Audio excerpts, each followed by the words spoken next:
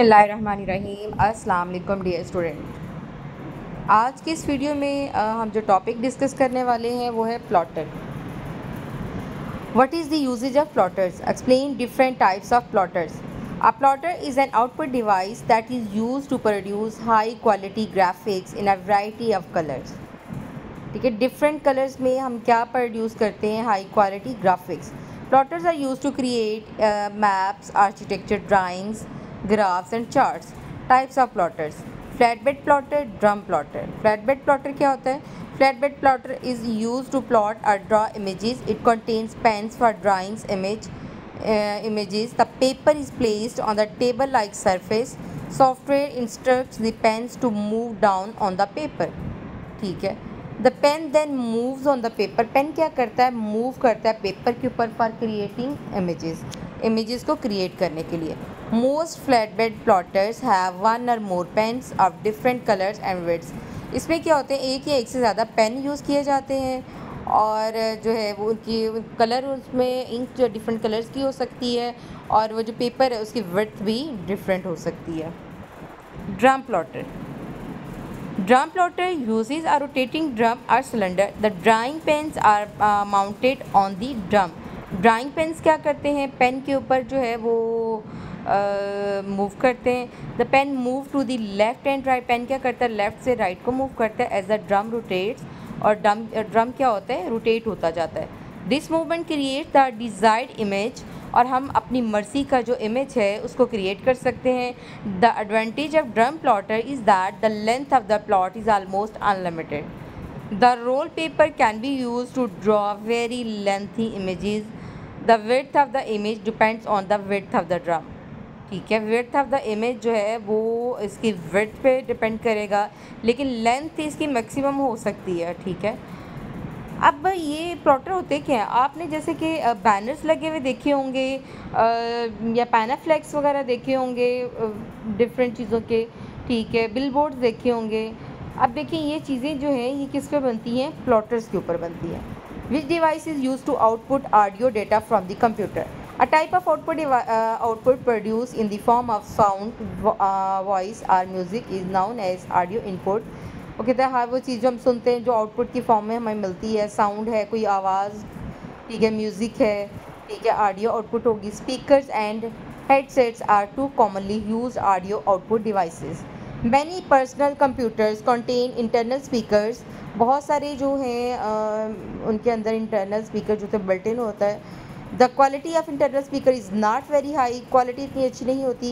External speakers are use for high quality. और high quality के लिए हमें बाहर से स्पीकर जो है वो साथ में ऐड करने पड़ते हैं। Some monitors also contain speakers on their sides. Any person sitting near the computer can hear audio output of speakers. It may create disturbance for others. इस तरह से क्या होता है कि हम दूसरों के लिए जो है वो डिस्टर्बेंस क्रिएट करते हैं। अगर ज़ाहिरी बात है, अगर कोई बंदा जो है वो कंप्यूटर के नज़दीक बैठा हुआ है और स्पीकर में से बाहर आवाज़ आ रही है तो वो बंदा क्या होगा? डिस्टर्ब होगा। अब variety of speakers are available in the market. Market में हर तरह के स्पीकर जो अवेलेबल हैं। Headsets are also use to produce audio output. के लिए हम हेडसेट भी यूज़ कर सकते हैं, but only the person using headsets can hear this sound. और क्या होगा? हेडसेट के अंदर सिर्फ ये होता है कि वो बंदा जिसने हेडसेट लगाया हुआ है सिर्फ वही वो आवाज़ सुन सकता है। बाकी जो इर्द गिर्द में जो लोग बैठे हुए हैं वो इससे डिस्टर्ब नहीं होंगे। Discuss basic units of data storage. Bit. Computer works with binary digits. These digits are in the form of zeros and ones. A binary digit is called bit. One bit takes one storage location in memory. It is smallest unit for data storage. Data storage के लिए सबसे जो छोटी जो small amount of memory है वो है bit. Next है byte. A collection of 8 bits is called byte. It is use to store single characters. The capacity of the memory और the storage is expressed in terms of bytes. अब जिसमें 0 या 1 होगा उसको बोलेंगे byte. Kilo byte. A kilo byte consist of 1024 bytes. Byte जिसमें 1024 bytes होंगी वो किलो बाइट्स हो गए, denoted by KB. Megabytes. A megabyte consists of 1024 kilobytes. It's denoted by MB. Gigabyte. A gigabyte consists of 1024 megabytes. It is denoted by GB. Terabyte. A terabyte consists of 1024 gigabytes. It is denoted by TB. ठीक है, ये सारे इनके units लिखे हुए हैं। ये आपको ये क्वेश्चन मोस्ट इंपॉर्टेंट है, आपको शॉर्ट में भी पूछा जा सकता है, उसके बाद आपको जो है वो एमसीक्यूज़ में भी पूछा जा सकता है। उसके बाद है word. A computer word is the number of bytes in common unit of data defined by the computer system से डिफाइन करता है। It is normally the size of a resistor के साइज़, इसका साइज़ जो होता है वो रजिस्टर जितना होता है। The length of a word is different in different computers. ठीक है, लेंथ ऑफ वर्ड डिफरेंट होती है डिफरेंट कंप्यूटर्स के अंदर। अच्छा, इसको आप वो वाला रजिस्टर ना समझ लीजिएगा जिस पे हम लिखते हैं। ठीक है, ये रजिस्टर कंप्यूटर के अंदर होते हैं, इनको हम चैप्टर नंबर 5 के अंदर जो है वो डिस्कस करेंगे। The larger word indicates more powerful computers. ठीक है, आप convert 240 MB of memory into bytes and kilo bytes. अब 2 की power 20 number of bytes in 1 MB के अंदर इतनी होती हैं। ठीक है, अब 240 जो है मल्टीप्लाई बाय 2 की पावर 20। ठीक है, अब हमारे पास जो है वो किलो बाइट्स किसके बराबर होती है, 2 की पावर 10 के बराबर होती हैं। ठीक है, 2 की पावर 10 जो है वो 1024 KB के बराबर होता है। तो इसको हम इसके साथ 240 मल्टीप्लाई बाय 1024 KB लिखेंगे, तो ये हमारा आंसर बन जाएगा। Convert 60 GB of memory into word, 2 की पावर 30। आप देखिए GB के अंदर कितने होंगे। ठीक है, यहाँ पे लिखा हुआ है ये ऊपर जो यूनिट है एब्रीविएशन और नंबर ऑफ़ बाइट्स। ठीक है, 2 की पावर 30 है, number of bytes in 60 GB, 60 multiply 2 की पावर 30 और 2 की पावर। अब number of words in 4 bytes के अंदर 1 वर्ड होता है उसके अंदर। Number of word of 60 GB, 60 divided by 4 multiply by 2 की पावर 30। ठीक है, अब हमारे पास क्या बच गया यहाँ से 15 मल्टीप्लाई बाई 2 की पावर 30 वर्ड्स आ जाएगा। नेक्स्ट क्वेश्चन है define system and it's components, very important question. ठीक है, इससे नेक्स्ट वाला जो है ये हमारे पास लॉन्ग के लिए मोस्ट इंपॉर्टेंट है, ये शॉर्ट में भी आ सकता है सिस्टम वाला। A system is a combination of different component that works with each other to perform specific task. Different procedures are used to perform different tasks in the system. A procedure is a set of types performed in a regular and specified order to accomplish a task. For example, the registration of students is a procedure is an education system. Components of systems क्या होंगे, components कौन कौन से include होंगे इसके अंदर, hardware है, software है, पीपल या यूज़र्स हैं, डाटा इंफॉर्मेशन है, कम्युनिकेशन सेटअप है। नेक्स्ट क्वेश्चन है what is SDLC, discuss its different phases.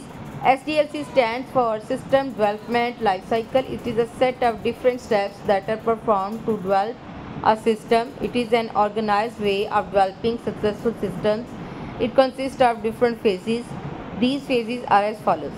अब इसके अंदर डिफरेंट फेजेस इंक्लूड हैं, कौन कौन से हैं, प्रीलिमिनरी इन्वेस्टिगेशन है, सिस्टम एनालिसिस है, सिस्टम डिज़ाइन है, सिस्टम कोडिंग है, सिस्टम टेस्टिंग है, सिस्टम इम्प्लीमेंटेशन है, सिस्टम मेंटेनेंस है। अब प्रीलिमिनरी इन्वेस्टिगेशन के अंदर क्या होगा, investigation is the first phase. In this phase the system is investigated. ठीक है, the objective of this phase is to conduct an initial analysis and finding of system as follows. System identification, system scope, alternative solutions, feasibility study, preliminary plan, ये सारी चीज़ें preliminary investigation के अंदर शामिल होंगी। System analysis में क्या है, इन this phase the current business system is studied in detail. जो हमारे पास पहले से एक जो ऑर्गेनाइजेशन के अंदर सिस्टम रन हो रहा है, जो काम चल रहा है, उसको क्या करेंगे, उसको स्टडी करेंगे डिटेल में to find out how it works and how to improve it. The analyst conduct the following activities: need analysis, data gathering, data analysis, analysis report.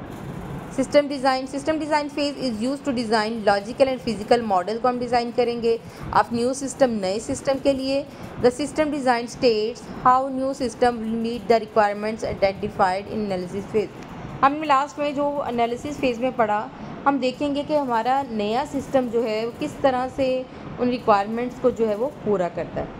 अब देखिए, हम नया सिस्टम बनाते क्यों हैं, हम नया सिस्टम इसलिए बनाते हैं क्योंकि पिछले सिस्टम में कोई ना कोई फॉल्ट आ रहा होता है, उस फॉल्ट को हम रिमूव करने के लिए हम न्यू सिस्टम बनाते हैं। Coding, this phase consist of writing programs for the system. Single programmer और a team of a programmers develop the system using different tools. This phase requires a lot of time, efforts and budgets to develop the complete systems. Testing. Compiler testing of the system is very important. A system must be tested to detect and remove errors in it. The system is tested by giving sample data. Implementation. Implementation consists of installing the hardware, software and files. अब हम क्या करते हैं, हमने coding भी कर ली उसकी, फिर हमने सिस्टम को टेस्ट किया कि उसमें कोई बग तो नहीं आ रहा. अब हम उसे इम्प्लीमेंट करके देखेंगे. ठीक है, a system can be implemented after it has been tested. जब हमने टेस्ट कर लिया कि इसके अंदर कोई एरर नहीं है, तो हम इस सिस्टम को क्या करेंगे, उसको जो है इम्प्लीमेंट कर लेंगे. It is also called system conversion. It can be performed in any of the following veg: direct implementation, parallel implementation, phased implementation और पायलट इम्प्लीमेंटेशन. नेक्स्ट फेज़ है हमारे पास मेंटेनेंस का. अब हमने एक सिस्टम बना लिया, तो अब ये नहीं कि हमारा काम ख़त्म हो गया.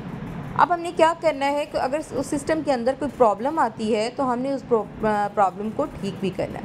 Maintenance is the process of checking the working of the system. It is very important to ensure that the system is fulfilling the objectives.